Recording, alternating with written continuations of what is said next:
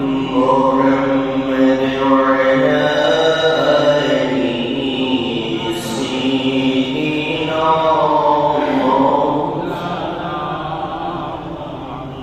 झूमर करके काबा बनिया दिल करके मदीना चैया माची बसे बसे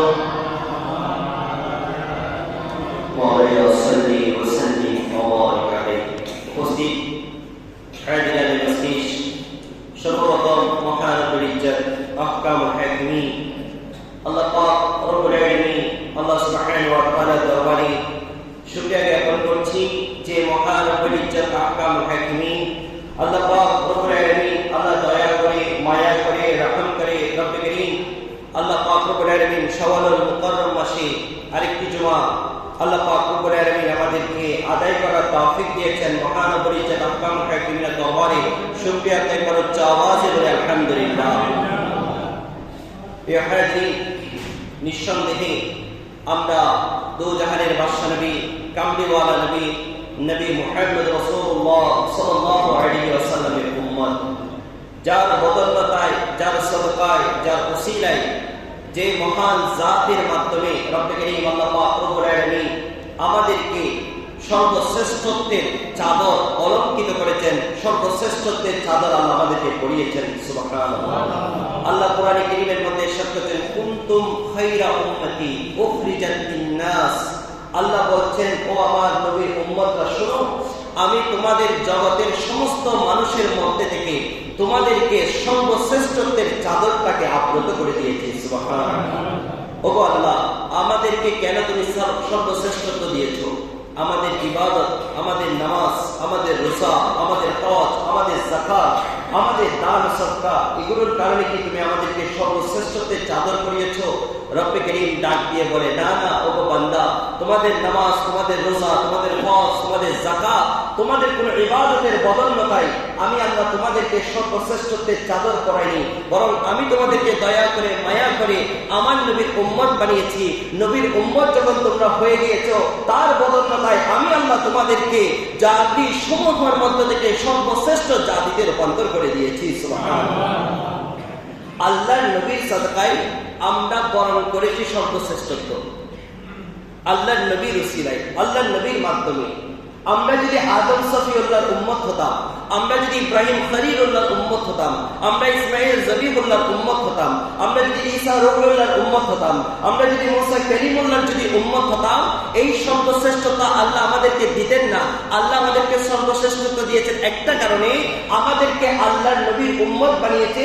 নবীর উম্মত হওয়ার কারণে আল্লাহ আমাদেরকে জাতিসমূহের মধ্যে সর্বশ্রেষ্ঠত্ব জাতিতে রূপান্তর করে দিয়েছেন। তাহলে এখানে আমাদের কোনো ক্ষমতা নেই, আমাদের না ক্যাপাবিলিটি আছে, না কোয়ান্টিটি আছে, না ইবাদতের মাত্রা আছে, না কোনো কিছুই নেই আমাদের। শুধু রব্বে করিম আল্লাহ আমাদেরকে না চাওয়া সত্ত্বেও তার নবীর উম্মত বানিয়েছে। এই উম্মত হওয়ার বদৌলতায় আল্লাহ আমাদেরকে দুনিয়ায় যেভাবে মর্যাদাবান করেছেন, আল্লাহ কবরেও সেই মর্যাদার অধিকারী আমাদেরকে বানিয়েছেন। শুধু কবরে নয়, হাসরের ময়দানে আল্লাহ নবীদের উম্মতের মধ্যে থেকে বাছাই করে সর্বপ্রথম আমাদেরকে জান্নাত দিয়ে তারপর অন্যান্য নবীদেরকে জান্নাত প্রদান করবেন। সুবহানাল্লাহ।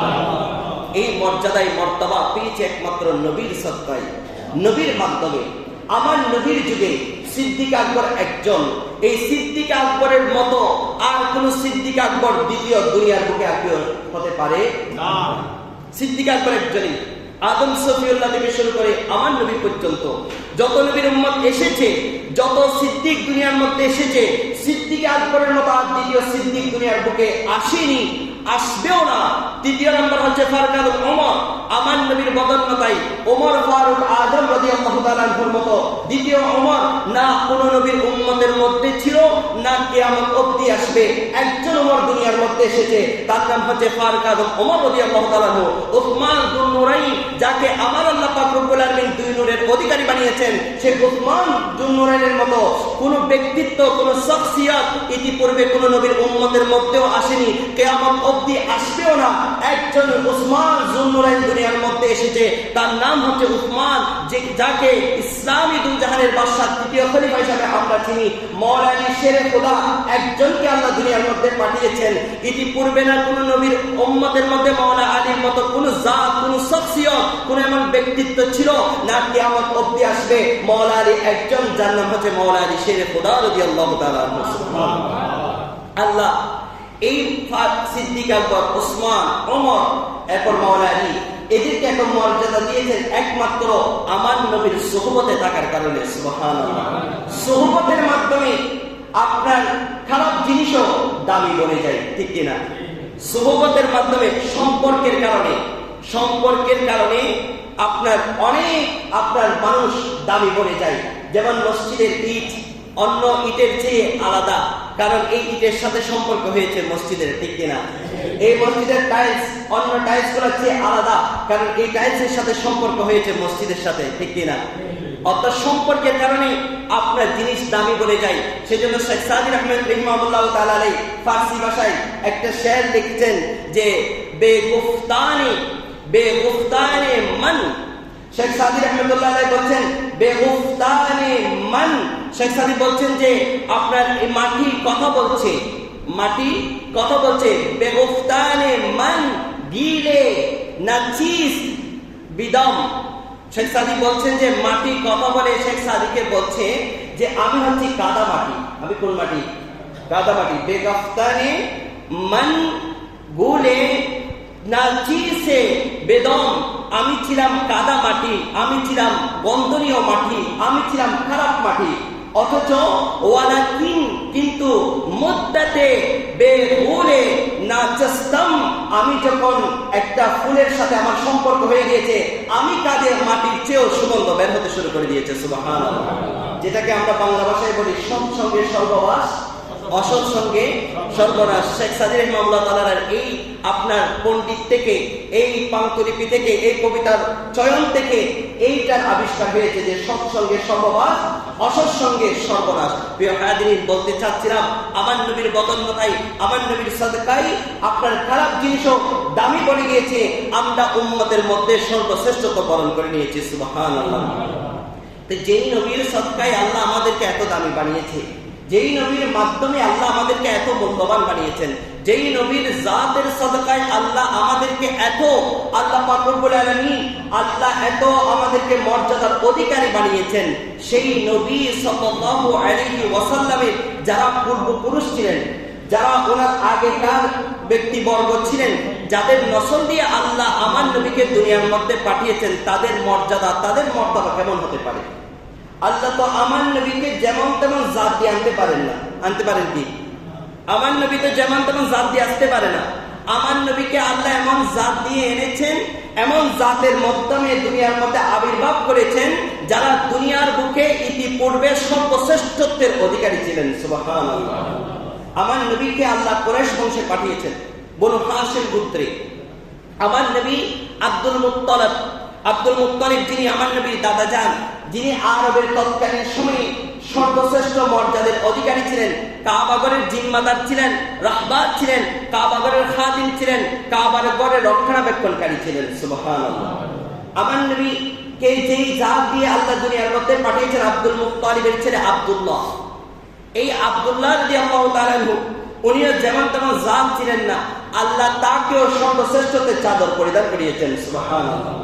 দেখুন, আইনে জাহেলিয়াতের যুগে যখন মানুষ বর্বরতা, আপনার অশ্লীলতা, মানুষের যখন আপনার বিবেক বুদ্ধি সুপ্ত লুপ্ত হয়ে গিয়েছে, আল্লাহ ওই সময় আইনে জাহেলিয়াতের যুগে আমার নবীকে আরব নামক স্থানে পাঠিয়েছেন, যেখানে সবচেয়ে বেশি কুসংস্কার, কুকথা, যেখানে জাহেলিয়াতের সবচেয়ে বেশি আপনার বেশি প্রভাব যে অঞ্চলে পড়েছে, সেটা ছিল মক্কার আরব নগর। আরবের মধ্যে এই প্রভাব বেশি ছিল। ওখানে আমার আল্লাহ পাক রব্বুল আলামিন আমার আপনার নবীকে পাঠিয়ে ওই জায়গাটাকে সর্বশ্রেষ্ঠত্ব বরণ করে দিয়েছেন। সুবহানাল্লাহ। আমার নবীকে পাঠিয়েছেন আল্লাহ আব্দুল্লাহ এর মাধ্যমে, মা আমেনা রাদিয়াল্লাহু তাআলা আনহার রেহেমের আপনার মাধ্যমে দুনিয়ার মধ্যে আল্লাহ পাক রব্বুল আলামিন আমার আপনার নবীকে দুনিয়ার মধ্যে পাঠিয়েছেন। সুবহানাল্লাহ। আব্দুল্লাহ এবং আমেনা এরা কেমন ছিলেন? অনেক শোনা যায় এখন আমার নবী যারা বাবা মা ছিলেন, দাদা ছিলেন, দালাও ভাবে নাকি তারা সবাই জাহান্নামী। নাউযুবিল্লাহ।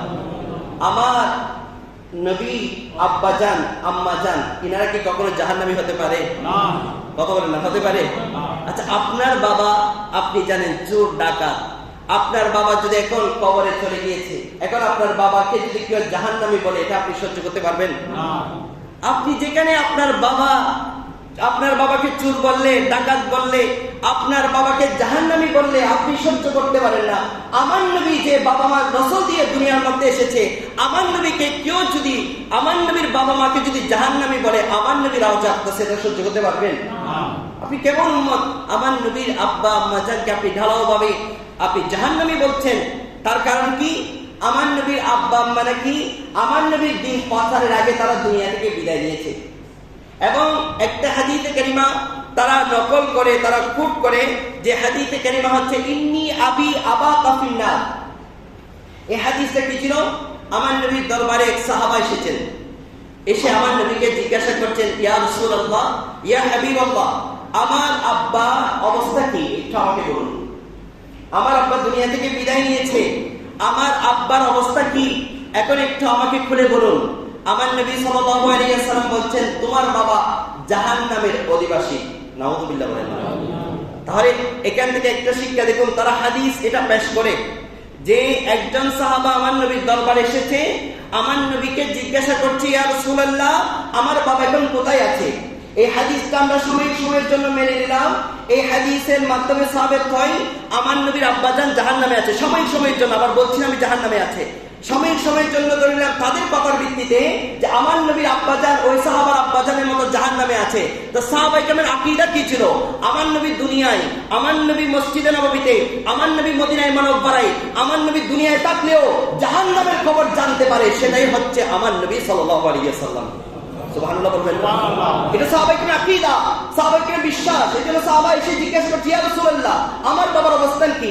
আমার বাবা কোথায় আছে? না জান্নাতে আছে নাকি জাহান্নামে আছে? সাহাবায়ে কেরামের আকীদা ছিল, সাহাবায়ে কেরামের বিশ্বাস ছিল। আমার নবী সাল্লাল্লাহু আলাইহি ওয়াসাল্লাম দুনিয়ার বুকে থাকলেও আরশে আযিমের খবর পর্যন্ত রাখেন, তিনি হচ্ছে নবী মুহাম্মদ রাসূলুল্লাহ সাল্লাল্লাহু আলাইহি ওয়াসাল্লাম। সুবহানাল্লাহ বলবেন না? এটা সাহাবায়ে কেরামের আকীদা।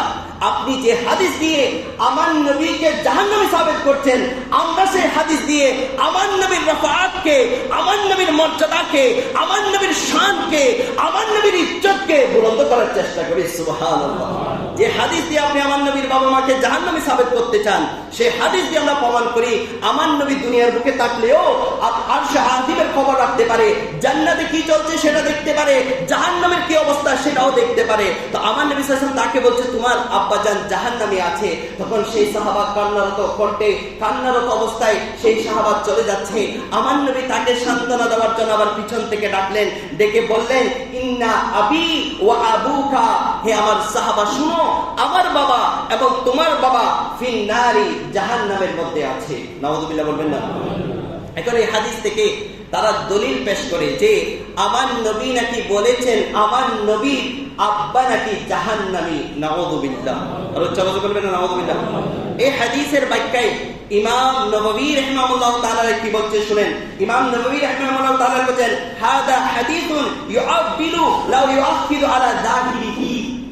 ইমাম নববী বলছে এই হাদিস শরীফের বাহ্যিক অর্থ কখনো গ্রহণ করা যাবে না, এটাকে তাওয়িল করতে হবে। তাওয়িল মানে কি? এটার আরো ব্যাখ্যা বিশ্লেষণের প্রয়োজন। ইমাম নববী রাহিমাহুল্লাহ তাআলা বলেন, এখানে বাবা দ্বারা মুরাদ নিজের আপন বাবা নয়, বরং বাবা দ্বারা মুরাদ হচ্ছে ইতিপূর্বে আমার নবী যত বংশধর দুনিয়া থেকে বিদায় নিয়েছে, যারা কুফরির উপর অটল ছিল, যারা শিরিক করেছে, যারা মূর্তি পূজার সাথে লিপ্ত ছিল, সেই সমস্ত আমার নবীর পিতৃপুরুষরা জাহান্নামের মধ্যে আছে। এটা বলে ওই সাহাবাকে সান্ত্বনা দিয়ে বুঝাতে চেয়েছেন, আমার পিতৃপুরুষ যেহেতু জাহান্নামে আছে, তারা ইসলাম পায়নি, ইসলাম না পেয়ে তারা সিজদা করেছে, মূর্তি পূজা করেছে, তারা উপাসনা করেছে, পাথর পূজা করেছে, সূর্য পূজা করেছে। আল্লাহ সেজন্য তাহাদেরকে, যে তোমার বাবাকে যেভাবে জাহান্নামে রেখেছে, আমার পিতৃপুরুষের মধ্যে এমন অনেক লোক রয়েছে যারা আমি নবীকে পাওয়ার পরও আমি নবীকে মানে নাই, মূর্তিকে রব মেনেছে, মূর্তিকে খোদা মেনেছে, মূর্তির উপাসনা করেছে, মূর্তিকে সিজদা দিয়েছে। আল্লাহ আমার ওই সমস্ত পিতৃপুরুষদেরকে তোমার বাবার সাথে জাহান্নামের মধ্যে রেখেছেন। নাউযুবিল্লাহ। আমার নবী বুঝাতে চেয়েছেন কি, আর এই মূর্খ আলেম বুঝেছে কি? নাউযুবিল্লাহ বলবেন না? ইমাম নববী রাহিমাহুল্লাহ তাআলার মতো একজন বিখ্যাত হাদিস বিশারদ হাদিস বলছে, হাদা হাদিসুন ইউআবালু, এই হাদিসের তাওয়িল প্রয়োজন। এটার বাহ্যিক অর্থ নিয়ে তুমি যদি ছোটাছুটি করো, তুমি পথভ্রষ্ট গোমরা ছাড়া আর কিছু হতে পারো। এরপরে আসি ইমাম সুয়ুতি রাহিমাহুল্লাহ তাআলা তার কিতাবের মধ্যে বলছে, قد وردت ইদলাতু কাসীরাতুন তুসবিতু নাজাতাহুমা। এই হাদিস দ্বারা যারা সাবিত করতে চায় আমার নবীর বাবা মা জাহান্নামী, তাদেরকে আপনার ইমাম সুয়ুতী রাহমাতুল্লাহ তাআলা বলছে যে এই হাদিস দ্বারা প্রমাণিত আমার নবীর আব্বাজান এবং আম্মাজান দুইজনেই জান্নাতি। সুবহানাল্লাহ। এরপরে আসুন কিভাবে আমরা বলছি। কোরআন কারীমের মধ্যে আমার আল্লাহ পাক রব্বুল আলামিন ইরশাদ করছেন, আমার আল্লাহ বলছেন কি, আমার আল্লাহ পাক রব্বুল আলামিন সূরা সূরা 218 নম্বর আয়াত কারিমা এবং 219 নম্বর আয়াত কারিমার মধ্যে আল্লাহ বলছেন, আল্লাযী ইয়ারাকা হিনা তাকুমু, ইয়া রাসূলুল্লাহ, ইয়া হাবিবাল্লাহ, আমার আল্লাহ আপনাকে যখন দেখেছে নামাজ অবস্থায়, আমার আল্লাহ যখন আপনাকে দেখেছে দণ্ডায়মান অবস্থায়, আমার আল্লাহ আপনাকে যখন দেখেছে নামাজ পড়া অবস্থায়, ইয়া রাসূলুল্লাহ শুনে রাখুন, ওয়া তাকাল্লাবুকা ফিস সাজিদিন, এই নামাজ অবস্থায় দাঁড়ানোর পিছনে অন্যতম কারণ হচ্ছে আপনার পূর্বপুরুষ যারা দুনিয়ার মধ্যে এসেছে, আপনি যাদের নসল দিয়ে দুনিয়ার মধ্যে আপনাকে আমি আল্লাহ পাঠিয়েছি, তারা সবাই আমি আল্লাহকে সিজদাকারীর অন্তর্ভুক্ত ছিল। সুবহানাল্লাহ। আমার আল্লাহ বলছে আমার নবীর পূর্বপুরুষরা সাজিদিন ছিল, সিজদাকারী ছিল। কার? রব্বে কারীম আল্লাহ পাক রব্বুল আলামিনের। তো যে আল্লাহর সিজদা করে সে কখনো মুশরিক হতে পারে না। যে আল্লাহর সিজদা করে সে কখনো কাফের হতে পারে না। যে আল্লাহর সিজদা করে সে কখনো জাহান্নামী হতে পারে না। আপনি কিভাবে বললেন, যেখানে আল্লাহ স্পষ্ট ভাষায় বলছে আমার নবীকে আল্লাহ দুনিয়ার মধ্যে যেমন তেমন শাখসিয়ত দিয়ে পাঠান নাই, আমার আল্লাহ আমার নবীকে দুনিয়ার মধ্যে পাঠিয়েছেন আর যারা সিজদাকারী ছিল, রবের ইবাদতকারী ছিল, রবকে ডাকনেওয়ালা ছিল, এক আল্লাহর বিশ্বাসী যারা ছিল, তাদের মাধ্যমে আল্লাহ পাক রব্বুল আলামিন আমার আপনার নবীকে দুনিয়ার মধ্যে পাঠিয়েছেন। সুবহানাল্লাহ।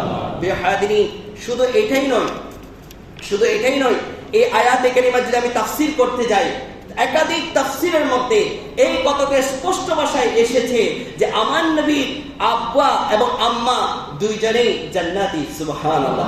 আচ্ছা, আমি দলিলের দিকে যাচ্ছি না, দলিল বাদ, সব দলিল বাদ, একটা যুক্তির আলোচনা আসি। আমার নবীর আব্বাজানের নাম কি? একটু উচ্চ আওয়াজে বলেন, আর উচ্চ আওয়াজে বলেন না, আপনারা সবাই নাম জানেন না মনে হয়। আমার নবীর আব্বাজানের নাম কি? আব্দুল্লাহ। আচ্ছা, আব্দুল্লাহ শব্দের অর্থ কি? কথা বলেন না। আল্লাহ বান্দা, আল্লাহ বান্দা।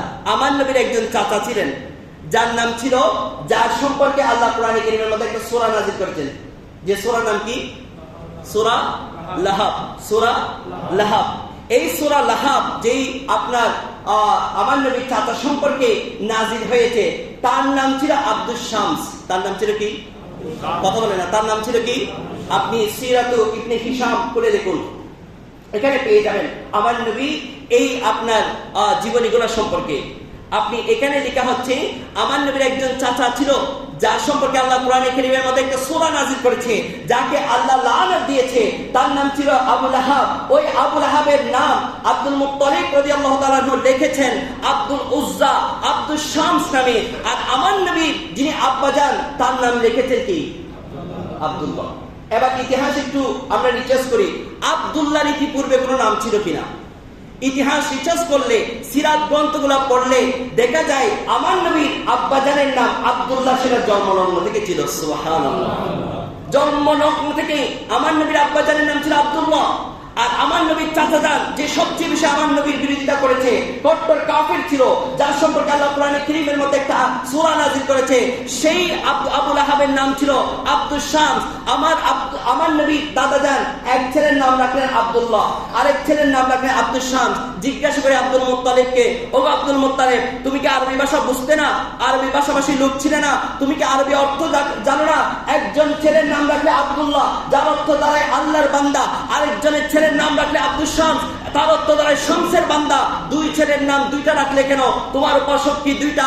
আব্দুল মুত্তালিব সিরাত গ্রন্থের মধ্যে জবাব দে, ও আমার নবীর উম্মতরা শুনো, আব্দুল্লাহর নাম রেখেছি এই কারণে, যখন আমার নবী দুনিয়ার মধ্যে আবির্ভাব হবে, এরপরে যত ঘটনা আমার সাথে ঘটেছে, সমস্ত ঘটনার ব্যাখ্যা বিশ্লেষণ আহলে কিতাব থেকে আমি নিয়েছি। ওইখানে শুনেছি আমার নসল দিয়ে আল্লাহ এমন এক সন্তান পাঠাবে, যেই সন্তানের নসল দিয়ে দু জাহানের বাদশা নবীকে আল্লাহ দুনিয়ার মধ্যে পাঠাবেন। সুবহানাল্লাহ। এই আলোচনাগুলো আমি কিতাবের রেফারেন্স সহকারে আমি আপনাদেরকে রবিউল আউয়াল মাসে আলোচনা করেছিলাম। যাদের ইয়াদ আছে তো ইয়াদ আছে, যারা ভুলে গেছেন তারা ভুলে গিয়েছেন। আমি এগুলো আলোচনা করেছি ধারাবাহিকভাবে। ইবনে হিশাম সহ তারিখে দামেক সহ একাধিক সহিহ সিরাত গ্রন্থগুলো থেকে, যেখানে বলা হচ্ছে আব্দুল্লাহর নাম জন্মলগ্ন থেকে আব্দুল্লাহ, আব্দুল শামসের নাম জন্মলগ্ন থেকে আব্দুল শামস। তো জিজ্ঞাসা করি, ও আব্দুল মুত্তালিব, আব্দুল শামস আবুল আহাবের নাম আব্দুল শামস কেন রাখলে? তখন আব্দুল মুত্তালিব জবাব দেয়, আমি এটাও আহলে কিতাব থেকে জেনে নিয়েছিলাম যে আমার নবী যখন দুনিয়ার মধ্যে আসবে, আমার নবী মুহাম্মদ যখন দুনিয়ার মধ্যে আবির্ভাব হবে, তার বিরোধিতাকারীদের মধ্যে একজন কট্টর বিরোধী থাকবে, যে তার আপন চাচা হবে, যার নাম হবে আব্দুল শামস। সেজন্য আমি আবুল আহাবের নাম জন্মলগ্ন থেকে রেখেছি আব্দুল শামস হিসাবে। সুবহানাল্লাহ বলবেন না?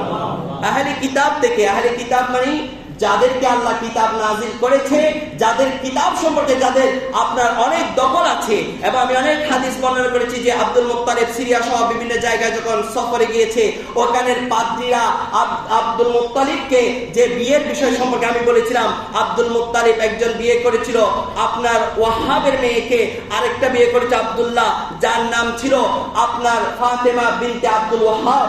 একজন বিয়ে করেছে দাদা, মানে আমার নবীর দাদা, আরেকজন বোনকে বিয়ে করেছে আমার নবীর বাবা। এগুলো আমি আলোচনা করেছিলাম, আপনাদের মনে আছে কিনা জানি না। ওই ঘটনার প্রেক্ষাপটে আব্দুল মুত্তালিব এটা শিওর ছিল যে তার নসল দিয়ে আল্লাহ আব্দুল্লাহকে পাঠাবেন। ওই আব্দুল্লাহর আপনার মাধ্যমে মা আমেনার নসল দিয়ে আল্লাহ পাক রব্বুল আলামিন দুনিয়ার মধ্যে জগৎবাসীদের মধ্যে সর্বশ্রেষ্ঠ, আল্লাহ যাকে না বানালে আরশ, কুরসি, লৌহ, কালাম, জান্নাত, জাহান্নাম আল্লাহ পাক রব্বুল আলামিন নিজের রুবুবিয়ত পর্যন্ত প্রকাশ করতেন না, সেই দু জাহানের বাদশা নবীকে আল্লাহ আব্দুল্লাহর মাধ্যমে দুনিয়ার মধ্যে পাঠাবেন। সুবহানাল্লাহ। এবার আসি আমেনার কথা। আমেনা শব্দের অর্থ হচ্ছে ঈমান ওয়ালি, ঈমান বিশ্বাসী। আমেনা আব্দুল ওয়াহাব যিনি আমার নবীর নানাজাত ছিলেন, ওনাকে জিজ্ঞাসা করি, ও আব্দুল ওয়াহাব তুমি কি আরবি ভাষা জানতে না? আমেনা অর্থ হচ্ছে এক আল্লাহর বিশ্বাসী, এটা কি তুমি জানতে না? আব্দুল ওয়াহাব ডাক দিয়ে বলে সিরাত গ্রন্থে, আমিও জানতাম যে আমেনা শব্দের অর্থ হচ্ছে এক আল্লাহর বিশ্বাসী।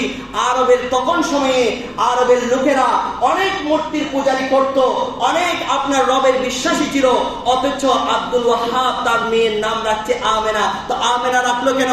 আব্দুল ওয়াহাব জবাব দিয়ে সিরাত গ্রন্থে, আমার মেয়ের নাম আমেনা এই কারণে আমি রেখেছি, আমি আহলে কিতাব থেকে জানতে পেরেছি কুরাইশ বংশে হাশিমি বংশের মধ্যে এমন এক জাতের সাথে আমার মেয়ের বিবাহ হবে, যেই মেয়ের নসল দিয়ে আল্লাহ দু জাহানের বাদশা নবীকে দুনিয়ার মধ্যে পাঠাবেন।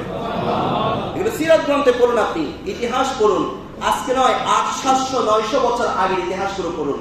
আপনি 900 বছর পরে এসে আপনি একটা হাদিসের জাহিরি আপনার রিওয়ায়াতের উপর ভিত্তি করে ফতোয়া দিচ্ছেন আমার নবীর আব্বাজান আম্মাজান দুইজন জাহান্নামী, নাউযুবিল্লাহ। অথচ ইমাম জালালউদ্দিন সুয়ুতি রাহিমাহুল্লাহ তাআলা যার তাফসীরে জালালাইন সরকারি বলেন, কওমি বলেন, যত আহলে হাদিসের মাদ্রাসা বলেন, আপনার যে কোনো মাদ্রাসায় যার কিতাব পড়ার হয় তাফসীরে জালালাইন, এই তাফসীরে জালালাইনের দুইজন লেখকের মধ্যে একজন লেখকের নাম হচ্ছে ইমাম জালালউদ্দিন সুয়ুতি মাহাল্লি ইমাম জালালউদ্দিন সুয়ুতি রাহিমাহুল্লাহ তাআলা। ইমাম জালালউদ্দিন সুয়ুতি রাহিমাহুল্লাহ তাআলা তার লিখিত রিসালাতুস সুয়ুতি এই কিতাবের মধ্যে একটা রিসালা লিখেছেন। ওই রিসালার নাম হচ্ছে মাসালিকুল হুনাফা ফি ওয়ালিদাল মুস্তাফা। আমার নবী সাল্লাল্লাহু আলাইহি ওয়াসাল্লামের বাবা এবং মা দুইজনই জাহান্নামী। সুবহানাল্লাহ। এটা আমার কথা নয়, জালালউদ্দিন সুয়ুতি রাহিমাহুল্লাহ তাআলার কথা।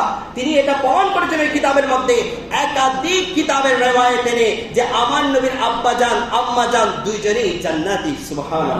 আর জবাব করবেন সুবহানাল্লাহ। জালালউদ্দিন সুয়ুতি রাহিমাহুল্লাহ তাআলার কথা। আপনি 1400 বছর পরে এসে আমার নবীর আব্বাজান আর আম্মাজানকে ডাইরেক্ট জাহান্নামে পাঠিয়ে দিচ্ছেন, এটাকে আল্লাহ আপনাকে ক্ষমতা দিয়েছে? আপনি একটা হাদিস পেয়ে, হাদিস যদি একটা পেয়ে আপনি প্রমাণ করেন আমার নবীর আব্বাজান আম্মাজান জাহান্নামী, আমি বলবো কোরআনে কারীমে তো আল্লাহ মদ খাওয়ার কথা বলেছে, তাহলে কি আপনি মদ খাবেন? না, কথা বলেন না। তো জাহিরি ফতোয়া, জাহিরি রিওয়ায়াতের উপর যদি আপনি এতই বিশ্বাসী হন, জাহিরি রিওয়ায়াত, জাহির মানে প্রকাশ্য, যেটা ওপেন লিখেছে, হাদিসের বাপর যেটা আপনার অর্থ বোঝা যাচ্ছে, ওই অর্থকে কেন্দ্র করে আপনি যদি এটাই মানেন যে আমার নবীর আব্বাজান আম্মাজান জাহান্নামী, তো আল্লাহ তো জাহির কোরআন আয়াতের মাধ্যমে এটাই বলেছে মদ খাও ততক্ষণ যতক্ষণ নামাজে যাবে না। তো নামাজে না যাওয়া অবস্থায় মদ খাওয়া যাবে, নামাজ না পড়লে মদ খাওয়া যাবে, এটাই তো আল্লাহর বিধান। তো আপনি মদ খান, এটা কোরআনের বাণী। হাদিসে কত ধরনের দূর কি বাত। কোরআনে তো আল্লাহ বলছে নামাজ যখন পড়বে তখন মদ খেও না, ইয়া আইয়ুহাল্লাযীনা আমানু লা তাকরাবুস সালাতা ওয়া আনতুম সুকরা। আল্লাহ নিজেই কোরআনে কারীমের মধ্যে বলছে হে ঈমানদারগণ নামাজ ছাড়া বাকি সময় মদ পান করো। এটা তো আল্লাহর কথা, কথা বলেন না ঠিক কিনা? এটা আল্লাহর বিধান। তা আপনি কি এটার উপর ফতোয়া দিয়ে বলবেন যে আল্লাহ মদ খেতে বলেছে সেজন্য নামাজ ছাড়া অন্য সময় মদ খাবো? কথা বলেন না। এটা জাহির ফতোয়া দিলে হবে না। আরেকটা আয়াত তালাশ করতে হবে যে আয়াতের মাধ্যমে আল্লাহ এলান করে দিলেন মদ খাওয়া এটা সম্পূর্ণ হারাম। মদ যারা খাবে, মদ স্পর্শ করবে, মদ বিক্রি করবে, সবাই হচ্ছে জাহান্নামী। এরা হারাম কাজের সাথে লিপ্ত। এদের দোয়া আল্লাহ পাক রব্বুল আলামিনের কাছে কখনো কবুল হবে? আপনি কোন ফতোয়া দিচ্ছেন? এরপরে জাহিরি অর্থের পর যদি আপনি ফতোয়া দেন, আমরা যে নামাজে সানা পড়ি, সানা পড়েন কি পড়েন না? পড়েন কি পড়েন না? আচ্ছা একটু পড়েন তো দেখি। সুবহানাকা আল্লাহুম্মা পড়েন না? সুবহানাকা আল্লাহুম্মা ওয়া বিহামদিকা ওয়া তাবারাকা ইসমুকা ওয়া তাআলা। এতটুকু থামেন। ওয়া তাআলা জাদ্দুকা তো কি জানেন? এমনি তো পড়েন আপনারা সানা, সানা পড়তে থাকেন। তো ওয়া তাআলা জাদ্দুকা তো আপনারা জানেন না। ওয়া তাআলা জাদ্দুকা মানে কি জানেন? ওয়া তাআলা জাদ্দুকা আমি যদি জাহিরি অর্থ করি তাহলে অর্থ দাঁড়ায় আমার আল্লাহর একজন দাদা আছে। নাউযুবিল্লাহ বলেন না। আপনি কি মানবেন জাহিরি অর্থ নিয়ে আমার আল্লাহর একজন দাদা আছে? না, জাদ্দুন, জাদ্দুন মানে হচ্ছে দাদা। জাদ্দুন তো কি? যারা আরবে ছিলেন, যারা সৌদি আরব, আরব ভাষাভাষী লোকদের সাথে ছিলেন, তারা দাদাকে আরবিতে বলে জাদ্দি। কি বলে? জাদ্দি, আমার দাদা। তো আল্লাহ এখানে বলছে ওয়া তাআলা জাদ্দুকা, আল্লাহর দাদা আছে। তা আপনি জাহিরি অর্থের পর যদি ফতোয়া দেন তাহলে অর্থ দ্বারাই আপনাকে এটা বিশ্বাস করতে হবে যে আল্লাহর একজন দাদা আছে। নাউযুবিল্লাহ বলেন না। এরকম আলিম আপনি মূর্খ মার্কা আলিম, এ সামান্য কয়েকটা চটি বই পড়ে আপনি নিজেকে আলিম দাবি করছেন। আপনার মতো বড় মূর্খ, বড় জাহেল দুনিয়ার বুকে আরেকটা হতে পারে? একটা কিতাব পড়ে আপনি যদি আলেম হয়ে যান, একটা হাদিস পড়ে যদি আলেম হয়ে যান, তাহলে দুনিয়া তো সবাই আলেম। এত আলেম থাকলে এত বেজাল কেন? কথা বলেন না। একটা কিতাব পড়ে যদি আপনি এত বড় মাপের পণ্ডিত হয়ে যান, এত বড় মাপের যদি আপনি জ্ঞানী হয়ে যান, তাহলে তো আমাদের স্কুল, কলেজ, মাদ্রাসা, ইউনিভার্সিটির মধ্যে একটা একটা সাবজেক্ট নিয়ে লেখাপড়া করলেই হতো, একটা একটা বিষয় নিয়ে লেখাপড়া করলে হতো। একটা বিষয়কে কেন্দ্র করে এতগুলো বিষয় আমাদেরকে পড়তে হয় কেন? কারণ হচ্ছে একটা বই পড়লে, একটা জিনিস পড়লে সেটার মধ্যে পথভ্রষ্টতা, ভুল জানার সম্ভাবনা আছে। অনেকগুলো বইকে যখন আপনি এক জায়গায় করে লেখাপড়া করবেন তখন দেখা যাবে আপনার বিষয়টা অস্পষ্ট থেকে আস্তে আস্তে স্পষ্ট হওয়া শুরু করে দিবে। এই জন্য আলেম হওয়া এত সহজ না।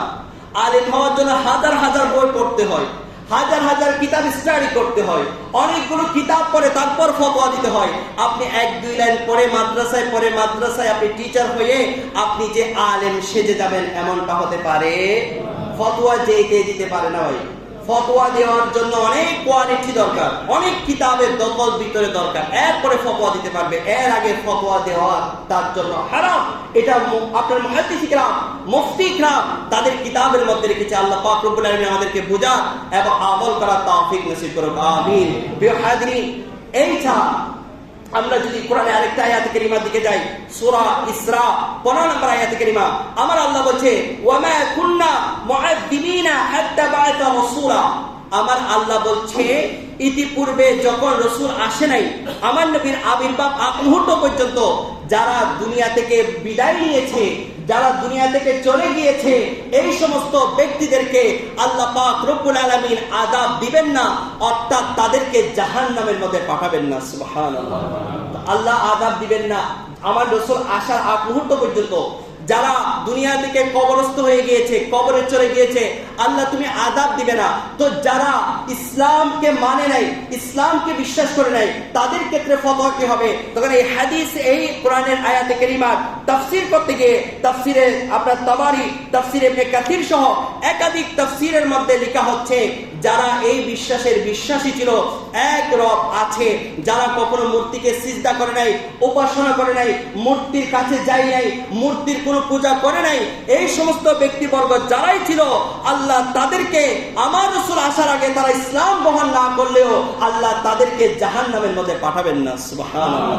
এই ছাড়া আমি হাদিস বলতে গেলে একটা বিশাল হাদিস রয়েছে যেখানে বলা হচ্ছে 4 প্রকারের লোককে আল্লাহ কিয়ামতের ময়দানে আযাব দিবেন না।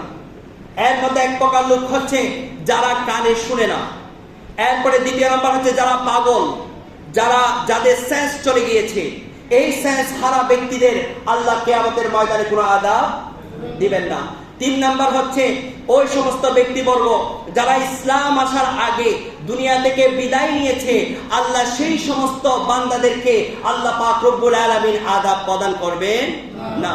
তো আল্লাহ তাদেরকে কিয়ামতের ময়দানে ডাকবেন, ডাকার পরে জিজ্ঞাসা করবেন, ও আমার বান্দা, তোমাদের কাছে কি আমার দাওয়াত পৌঁছে নাই? তোমাদের কাছে কি আমার বার্তা পৌঁছে নাই? তোমরা কেন ইসলাম ধর্ম গ্রহণ করো নাই? তোমরা কেন ইসলামের রুলস রেগুলেশন মেনটেন করো নাই? তোমরা কেন ধর্ম পালন করো নাই?